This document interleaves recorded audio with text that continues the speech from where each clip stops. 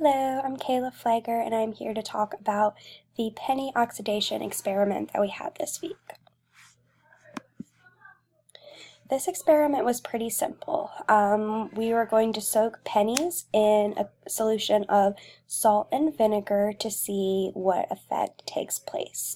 So we needed just a couple of materials for this experiment. Obviously pennies, we needed vinegar, salt, and a container to put the solution in. It was recommended to use pennies that were pretty dirty, so I tried to choose a variety just because I wanted to see what would happen. So you can see some of the pennies were, very dirty looking, some were a little bit more shiny, and like I said, I just wanted to see what would happen with a variety of shininess, if you will.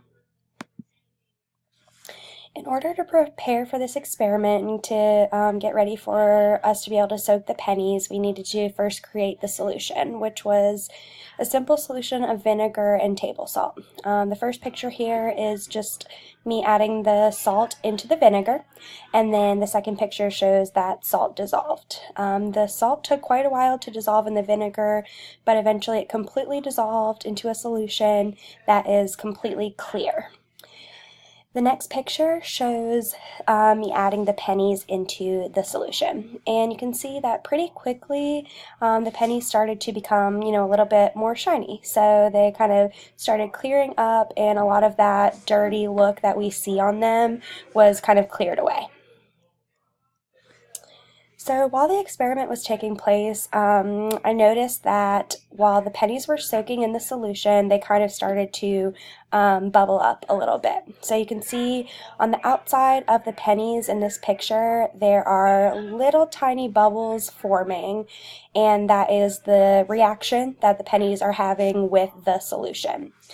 I then took the pennies out and I let them dry, and you can see some of them are, incredibly shiny. Some of them didn't quite have the, crazy dramatic results that I would have expected to see, and I'm not sure if that was because the pennies were stacked on top of each other. Maybe some of them didn't have a chance to fully react with the solution if they're, if they weren't able to get to the solution quite as readily as the others that were either on top or the bottom and, were completely coated in that solution. But regardless, I had a great result. The pennies cleaned up very nicely, and so I set them out to dry.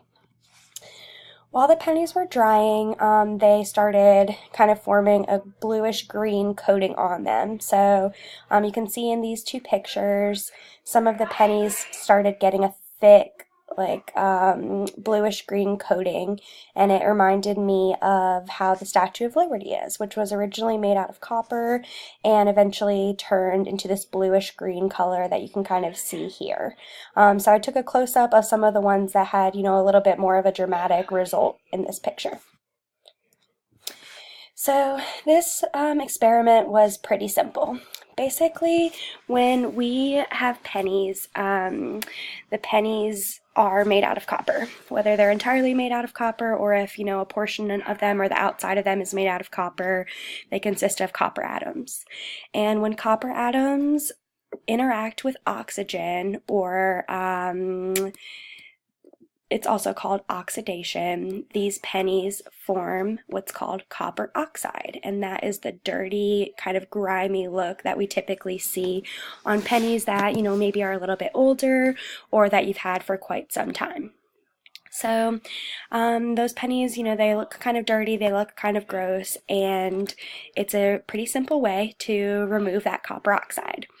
When we mix the salt and the vinegar together, we are creating sodium acetate as well as hydrogen chloride in that solution. So it's a chemical reaction with the two, the vinegar and the salt, and it's creating two new products, which again are sodium acetate and hydrogen chloride.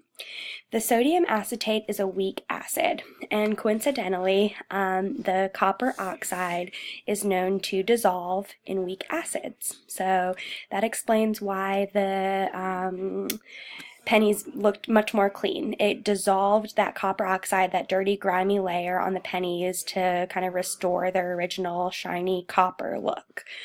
Um, the, um, oops, sorry.